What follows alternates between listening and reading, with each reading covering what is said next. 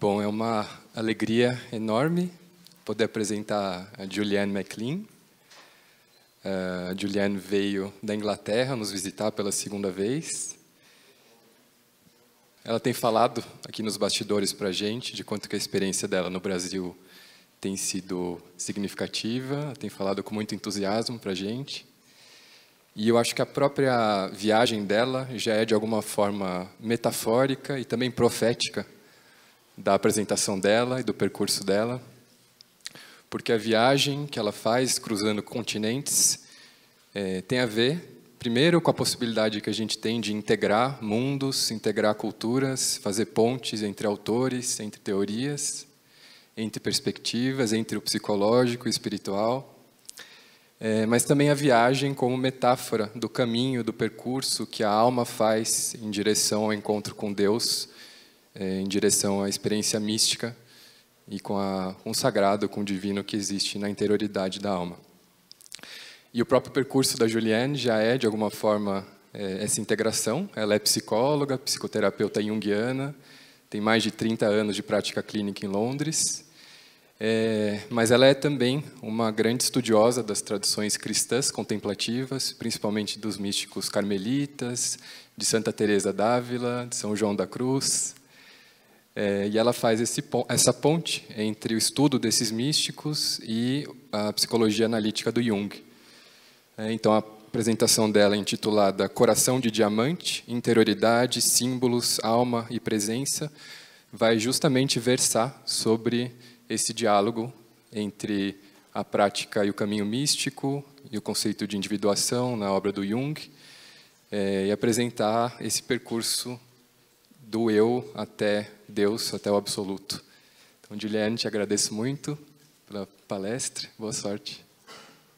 Muito obrigada. Good evening. I'm completely thrilled to be here. I think I've fallen in love with Brazil. This is my second long journey in Brazil. I've been here now 5 weeks and done many, many things, and I'm due to go home to London on Monday. So I love your country. I don't yet know Portuguese, but I'm going to try. So I'm completely thrilled with the whole conference. I've been working alongside Raphael now for 18 months. And it's been such a pleasure and such an honor. And I've met many, many more people here now interested in the spiritual life and depth psychology. So it's absolutely fantastic. The title of my talk is The Diamond Heart, Interiority, Symbols, Soul and Presence. So is the volume okay? Yes, yes, yes. Let me see if I can work this. This is the synopsis. In this paper, I'm going to introduce the notion of interiority from the 5th century writings of the great Christian theologian and philosopher, St. Augustine of Hippo. This has been the foundation of the Western Christian understanding of the nature and theology of the gradual spiritual ascent of the human soul to God for more than 1,000 years up to our modern times.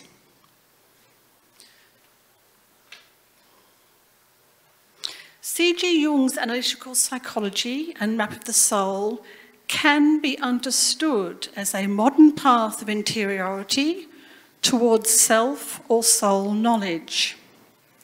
I'm going to discuss 2 key psychological ideas and processes essential in our path of soul knowledge: the transformation of our shadow and the structure and function of symbols of transformation. I'm going to amplify on 2 ways of knowing and explore several key symbols of the soul: castle, water, fountains and butterfly from a key Christian mystical text from the 16th century, the Interior Castle. I've written a major book on this text, and it's come out in 3 editions called Towards Mystical Union. In her language of the soul, St. Teresa's call to enter the castle of our soul, to attend to the garden of our soul, combines essential symbols of the soul's being in God and God's indwelling in our soul in transforming union.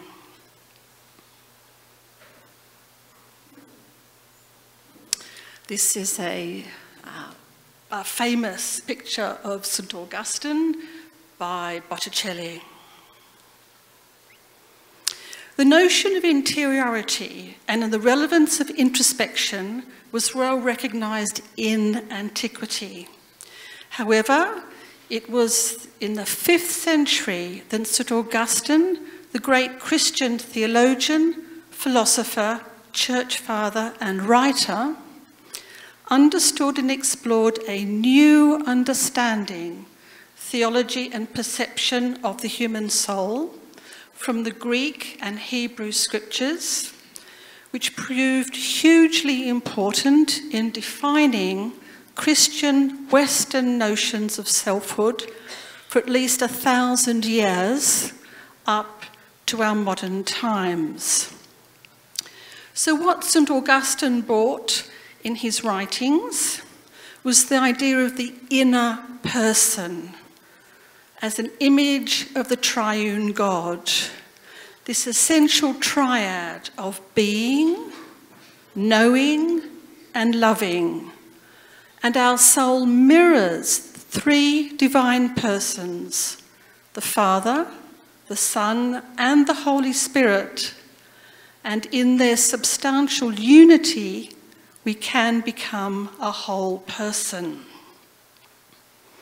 St. Augustine was the first great Christian theologian to express this tendency of Christian mysticism, that it was possible for our soul to ascend to God, and that there were 3 main stages, from outward to inward, and from lower to higher.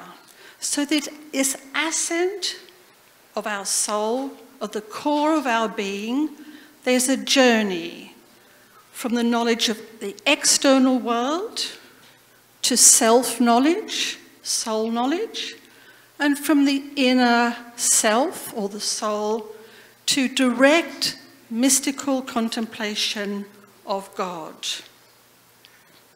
So this paradigm, known as the triple way, or the threefold path, defined the Christian mystical theological paradigm ever since, basically, for more than 1,000 years up to today. It's not so widely used today, and the terms in the threefold way, the first way is known as the way of awakening, awakening to God, awakening to the newness, exactly what Raphael was speaking about in his beautiful paper. The second way is known as the way of illumination, where there's a direct opening to the reality of God. And then the third most innermost way is called the way of union. So what you'll find with the Christian mystics and saints for 1,000 years, that there's this threefold structure in all of their writings. In the 16th century, this reached a height of refinement with the Spanish mystics, Santa Teresa, St. Juan de la Cruz, and St. Ignatius. So they have this threefold way in all of their writings with different focus and different emphases. In St. Teresa of Avila's Interior Castle, this is beautifully shown this threefold way in the 7 mansions of the soul towards union with God that she describes in the text. St. John of the Cross has a different emphasis of the threefold way in his writings. He tends to emphasise the dark night of the soul, a more apophatic emphasis, and his great poetry, the spiritual canticle and the living flame of love, focus more on the deeper mystical stages of the soul. So it was St. Augustine that set the scene, so to speak, and that's why I'm introducing him this evening. His great book, Confessions, and if you don't know anything about St. Augustine, I'd pick up a book of Confessions. Some of the great phrases right from the 5th century. Lord, let me know myself and let me know you. Quote, but you are more inward than my most inward part and higher than the highest element within me. So this move inwards, this return to ourself, isn't just in order to dwell within ourself, but rather to transcend, to move beyond our subjectivity towards God. Another great quote from Confessions, don't go outside, come back to yourself. It is in the inner self that truth dwells. And if you find your own nature to be subject to change, transcend even yourself. And then he's the first great Christian saint or mystic that talks about direct contemplation of God, of this realm of eternity, this realm of light. Very famous quotes from Augustine. I entered, and with my soul's eye, such as it was, I saw above that same eye of my soul the immutable light that is higher than my mind. There's a great light that we can dwell in that's higher than our mind. So this set the scene, St. Augustine, for the birth of the Christian mystical tradition, and now this possibility was open to all. And of course, according to the saying of St. Paul, we have the mind of Christ. In the Christian tradition, this journey is realised at the grace of the Holy Spirit, the waters of the Spirit, the grace of Christ, can dwell within our soul, known as the Word who speaks within, and that through experiencing that truth, it can be reached by an interior illumination, an interior light.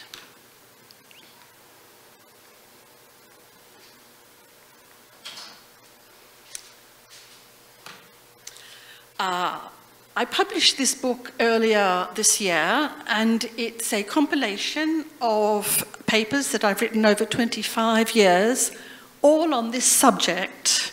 So it's a dialogue between Jung and Teresa of Avila and the Christian mystical tradition. I have flyers out there on the table. I don't have the books here, I'm sorry. I bought a couple, but not many. So if you're interested, the flyers are up on the table.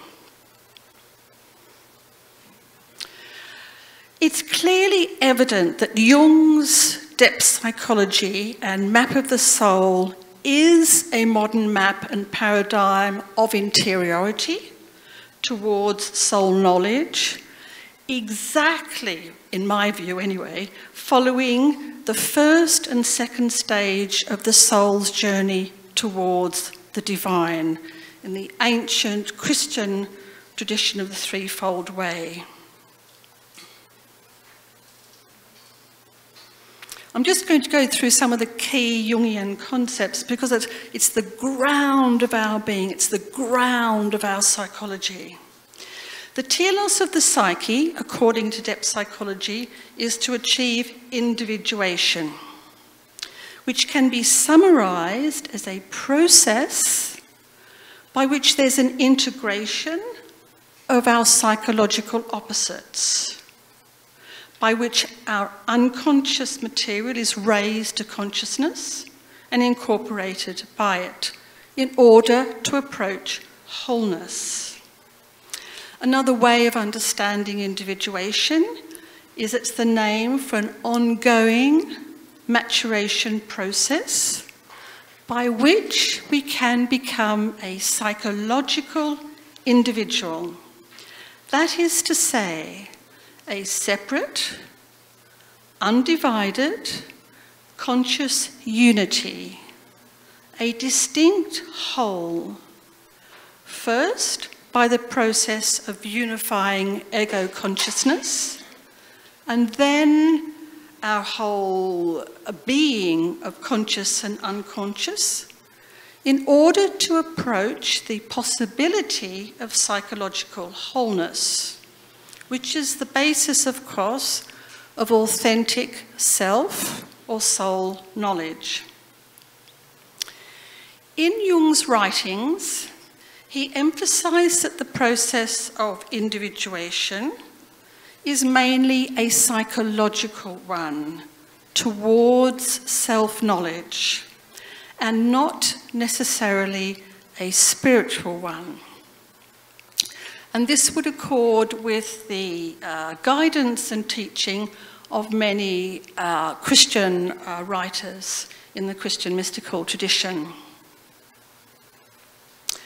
One of the really valuable achievements of Jungian psychology is this emphasis on symbolic thinking, symbols of transformation, which helps us to understand our own religious and psychological perspective in deeper and more vital ways, as transforming symbols comes from the depth of our unconscious, from our totally creative psyche, exactly as Raphael showed earlier on. We are totally enriched by our inner creative life, which is full of meaning, connects us to ourselves, to our families, to our communities, to our countries, and to the whole of humanity. It's a way of growth and development, a kind of necessary surrender or sacrifice of our personal ego perspective alone, which eventually leads to symbols of transformation towards a larger personality, our soul, or our deeper self, which unites both our conscious and unconscious psyche towards the emergence of the transcendent function within ourselves. So transformation of our shadow, very, very important. In our journey towards individuation and beyond, our interior path deepens and darkens as it progresses, as we become more conscious of our pre-verbal fantasies, drives, instincts, passions, impulses, as well, of course, of touching transcendent realms within our soul. As we turn towards the interior world of prayer, self-reflection and self-knowledge, we begin to encounter whole dimensions of ourselves that have previously been unconscious, hidden, and unknown. So much of our psyche has been driven back into the unconscious. We have neglected it, undeveloped, unacknowledgeable parts of our personality. So this is our shadow parts of ourselves. So as our psychological journey grows and deepens, we usually need to struggle to face all of the neglected, unconscious dimensions of our psyche, all of our pain, our suffering, our wounds, our hurts, everything that's sitting inside of us, like that hole, comes up to consciousness. So as you all know, I think there are many therapists here, and we're working, and doctors, we're working with this on ourselves and others day in, day out. You know, and I know, it takes a tremendous amount of humility, integrity, self-honesty, together with enormous charity, love, and virtue, to acknowledge our own shadow and allow the long, arduous work of transformation to begin. So as you all probably know, Jung said very early on that in our shadow is 90% gold. That's where the gold is, in our shadow, because it's all the unconscious possibilities. It's where we have to work quite hard on ourselves, this transformation of the shadow. The encounter with our shadow that leads to the encounter with the deeper, larger personality, our self or our soul. And what you'll find, and of course the Jungians will know in all the myths and fairy tales and stories from ancient times, the hero always needs a friend, many, many friends, and often it's the shadow side as this essential companion to overcome the difficulties and problems and deceptions of the journey ahead. And of course, in England, Shakespeare, and I'm sure you've got the great literature here, it's full of the psychological understanding in many, many of Shakespeare's plays. Going on to look at some of the theory of symbols of transformation. I've taught this on our Jungian training course in London for many years, and what we do in the training is that candidates have to read the whole of Volume 5, Symbols of Transformation. And it was this great volume that was Jung's essential break with Freud, 1915. So it's one of the great volumes of Jung, Volume 5. So in that volume, it contains the theory and understanding of the structure and function of symbols of transformation. So Jung's understanding of human libido and transformation is very different to Freud's.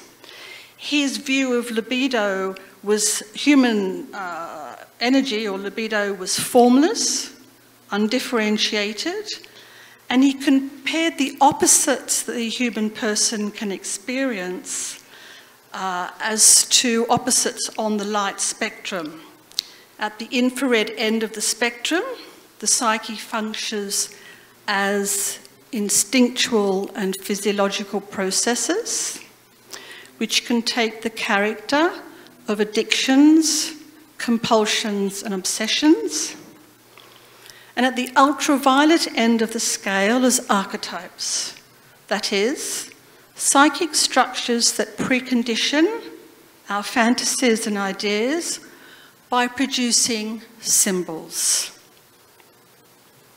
So from a Jungian perspective, the possibility of real interior transformation essentially resides in moving towards a three-dimensional symbolic mind, struggling with the opposites within us constantly, to a third position, a new attitude through the creation of symbolic thinking, which can unite and transcend the opposites within us, which leads to new synthesis and integration. Again, exactly what Raphael was referring to and witnessing in his understanding of his own dream.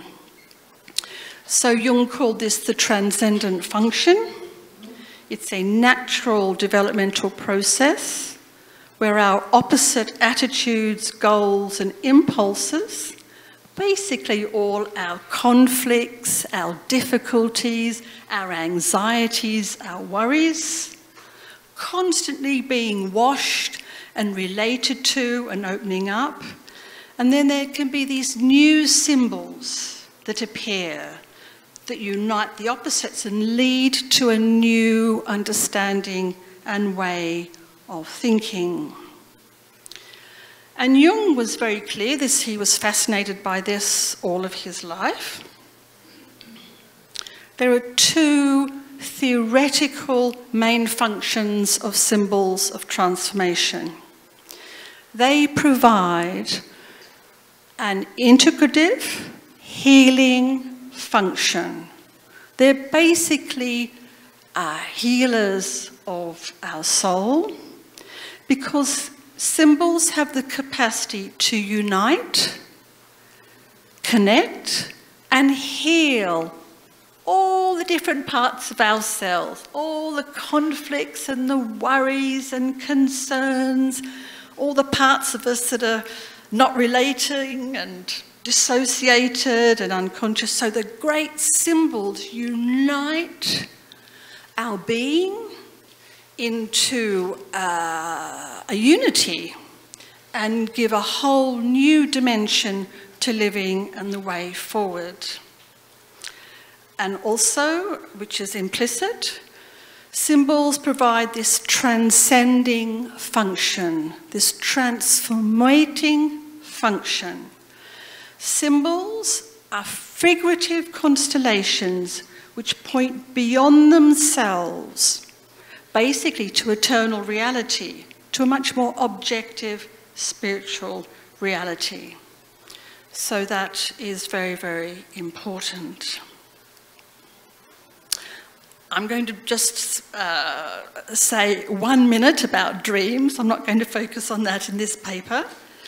But as all of you know, dreams are essential in this healing, transformative journey that we're on constantly, because they present the unknown realm of our interior life through symbol and narrative.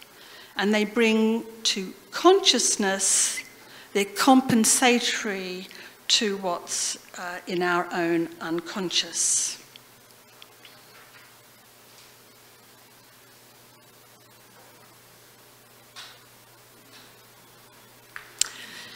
This beautiful picture is from the Red Book. One of Jung has 160 incredibly beautiful pictures. I'm doing a Red Book depth study in London over a 2-year period, and it's a wonderful opportunity.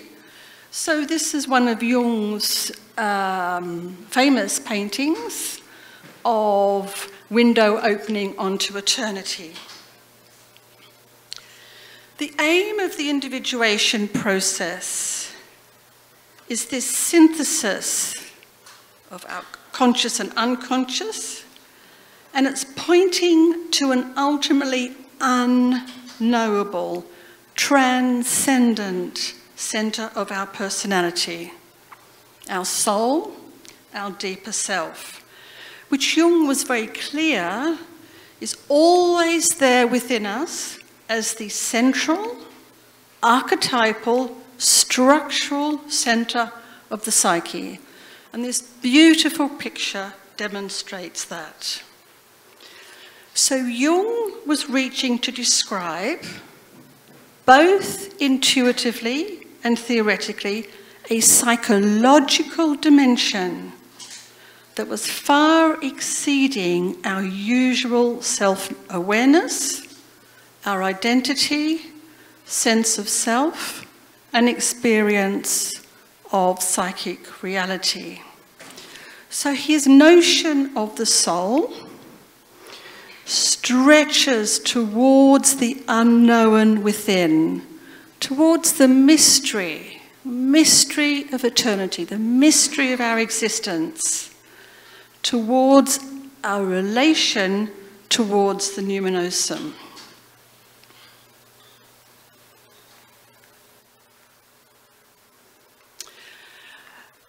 So this is really a dialogue between depth psychology and the Christian mystical tradition as through St. Teresa of Avila. There are many important similarities and analogies between depth psychology and the Christian mystical tradition. For both traditions, the immediate experience of the Holy Spirit, or the numinous, was really important. And actually Jung had that at the centre of his depth psychology. In 1945, he wrote a letter. He said, "The main interest of my work is not concerned with the treatment of neurosis, but with the approach to the numinous. The fact is that the approach to the numinous is the real therapy. And inasmuch as you can attain to numinous experience, you can be released from the curse of pathology." But Jung didn't want to be regarded as a mystic. He wanted to be an empiricist and understood as a natural scientist. So his main focus was confining himself to the investigation of human assertions about the religious, about God, and he grounded his psychology of religion on the interpretation, comparison of these facts. His language also differed profoundly from the language of the mystical tradition. The saints and the mystics from all religious traditions, Jewish, Sufi, Buddhist, Christian, they tend to concentrate on direct encounters with God, and they'll have that in their writings and their oral transmission. But analytical psychology tends to be limited to the observation and study of what's accessible to us, accessible archetypal images and contents. However, for Jung, precisely the inability to know in this regard signified a real richness and treasure that Jung wanted to preserve. There are many other similarities between Jung's depth psychology and the Christian mystical tradition as well. And in fact, over millennia, I believe very much that for the Christian mystical tradition, the depth psychology is absolutely central. It might have been presented in a different way, but I've been looking and studying this for a very long time, and I'm absolutely more convinced that it's the actual psychology, the healthy human psychology of mysticism and religion.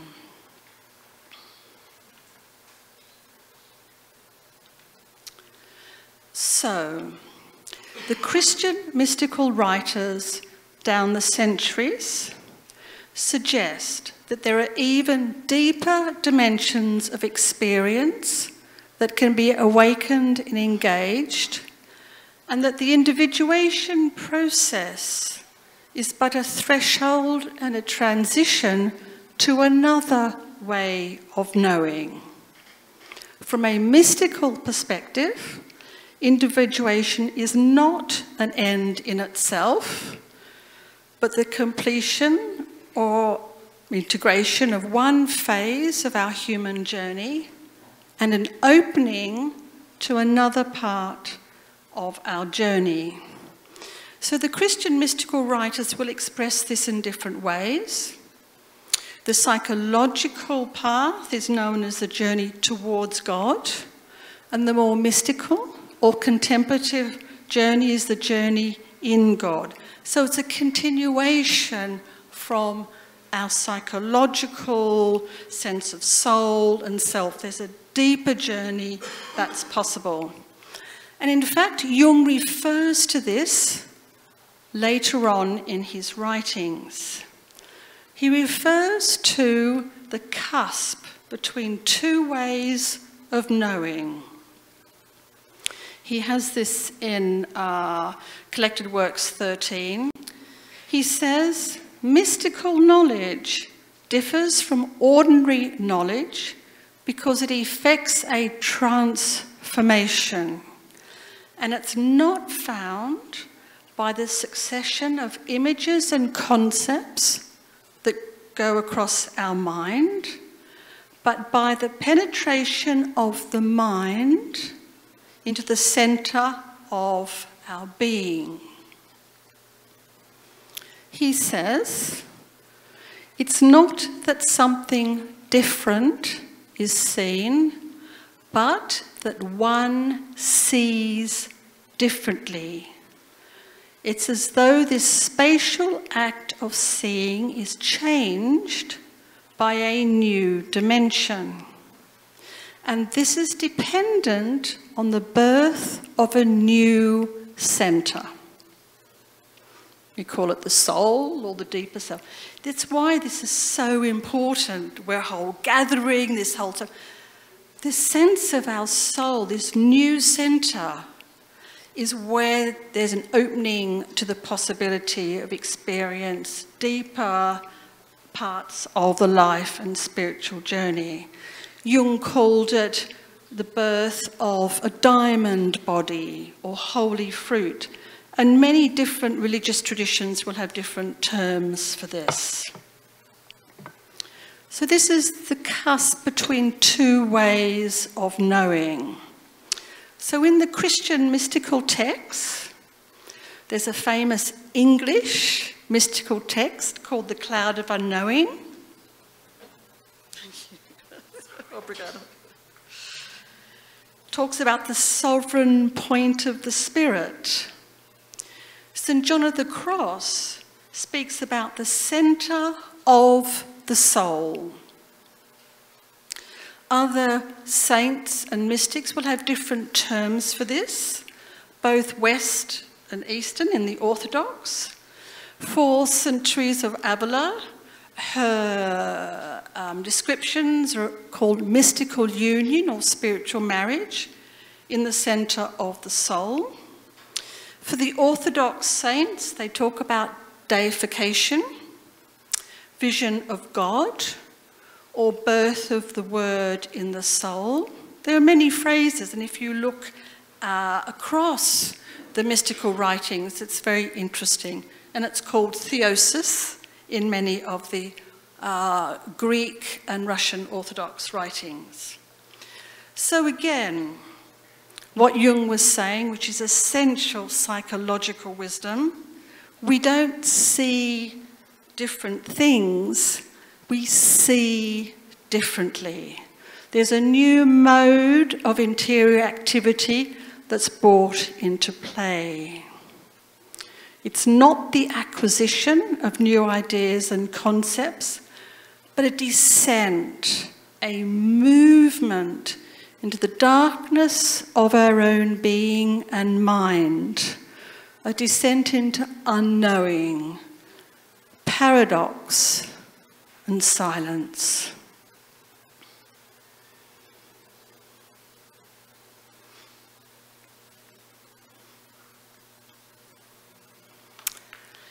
So, this beautiful picture is an icon that I had made in the Holy Land 20 years ago. It's an original icon I have in a chapel in Oxford, and it's original, and it depicts the teaching of the interior castle, all in the icon. It's become quite well known for St. Teresa's 500th centenary of her birth in 2015.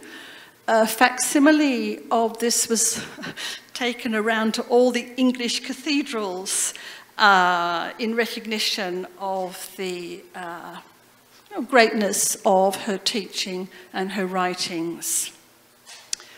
So what you'll find on the icon is Teresa's, obviously in the Carmelite robes, in union with Christ in the centre of the soul.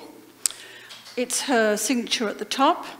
And so in the text, she's got some of the most famous symbols of transformation of the soul. And here it's in the icon. You've got the castle, the four waters of prayer on the left, which I'll say a little bit about, and of course the butterfly. And then on the parchment is one of her most famous prayers. So my understanding is that in this text are some of the most famous archetypal symbols of the soul that we can experience. And I've been seeing people for a very long time in their spiritual journey and helping them in prayer and their deeper spiritual life. And of course, these great symbols of the soul, we all experience them in some form of another. So these symbols very much express the sense of our interior spaces, where our soul enters to find herself and sees herself in God, right back to St. Augustine in the 5th century. So many of the symbols that she used and the Spanish mystics used are symbols of inwardness, prayer, retreat, this enclosure within, these mansions of the soul, going more and more deeply within to where the Holy Spirit and the luminous reality of God is present.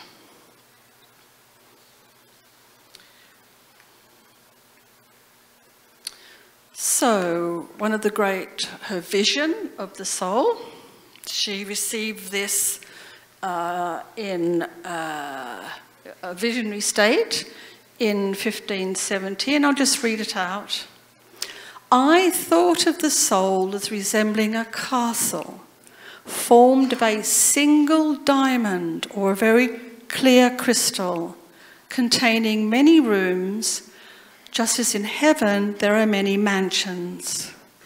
And if we reflect, sisters, we shall see that the soul of the just man is but a paradise in which God tells us he takes his delight. What do you imagine must that dwelling place be in which a king so mighty, so wise and so pure, containing in himself all good, can delight to rest? Nothing can be compared to the great beauty and capacities of a soul. However keen our intellects may be, they are as unable to comprehend them as to comprehend God. For as he has told us, he created us in his own image and likeness. So this is one of the greatest mystical texts of the last 500 years. So there's this possibility, this movement towards our innermost center where the light and glory of God dwells. She uses a threefold way in the text. And this extraordinary symbol of the castle. Jung talked about a city, these caves, these great enclosed spaces. So there's a sense of complete integration, containment, and unification in this symbol. It's the diamond heart, this sense of the soul being a diamond that can radiate a light. she's also holding the wisdom that it could contain all of our suffering, all of our pain, all of our difficulty, because it's depicting a mystery. The mystery that God is both in us and we are in God at the same time. Both transcendent and immanent simultaneously. So again, this text and these mystical writers can hold this unifying wisdom when we're called to enter the deeper elements of our soul.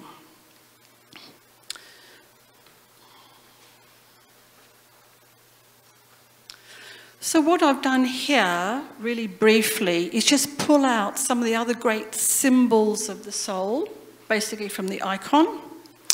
She has a very famous description of the 4 waters of prayer, the 4 stages of prayer.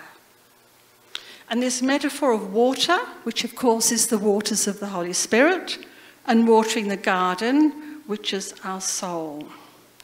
So again, these different degrees of prayer are described in this symbolic description of 4 waters of prayer. So in her description, the Lord is the gardener of our soul.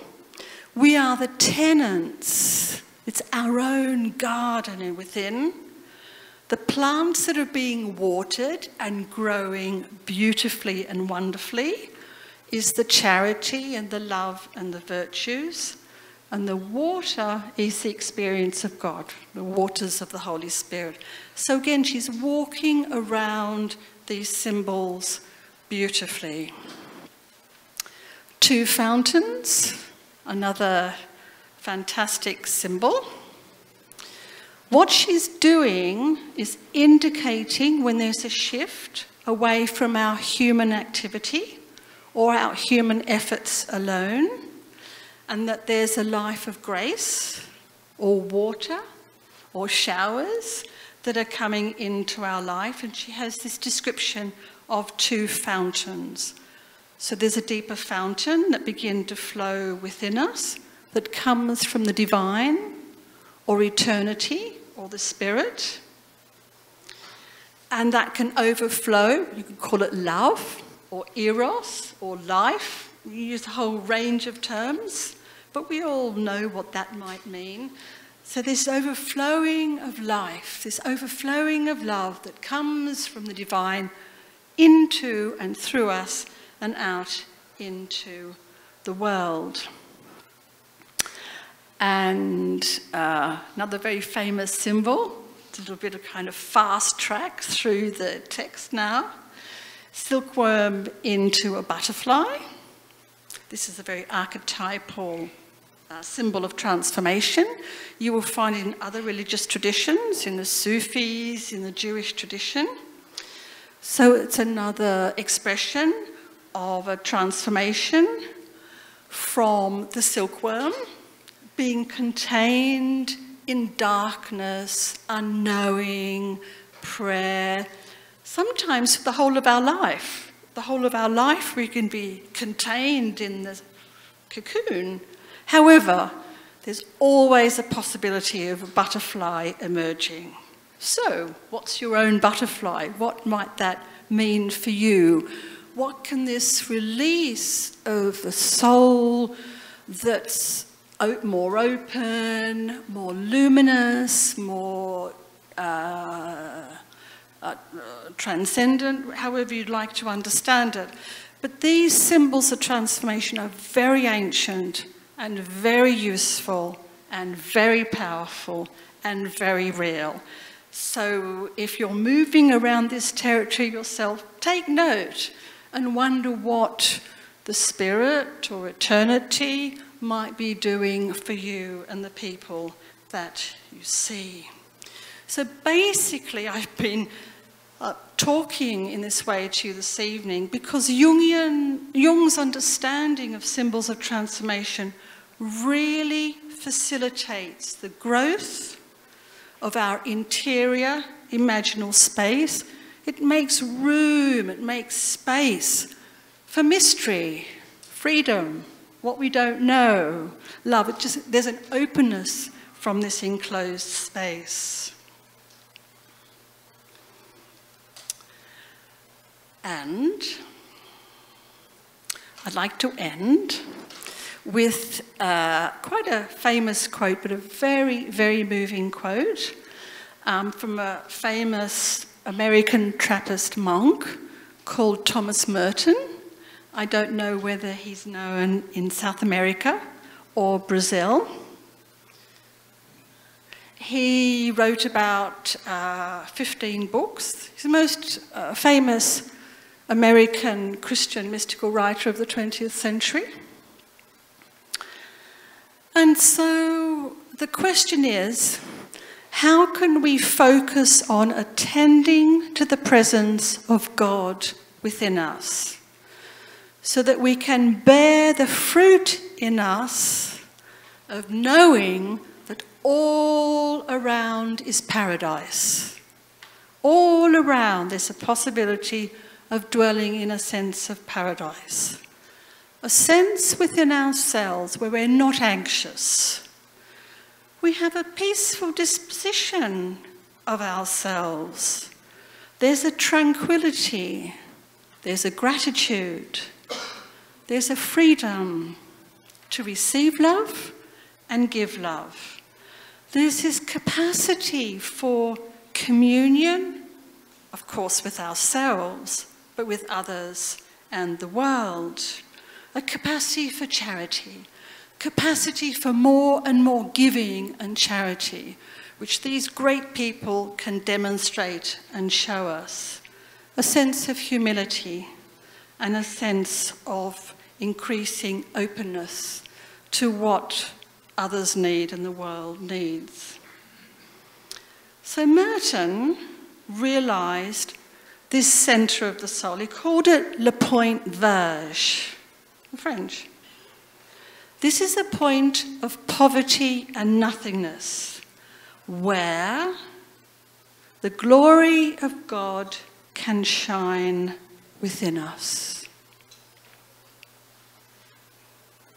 And I'll just read out what's up there.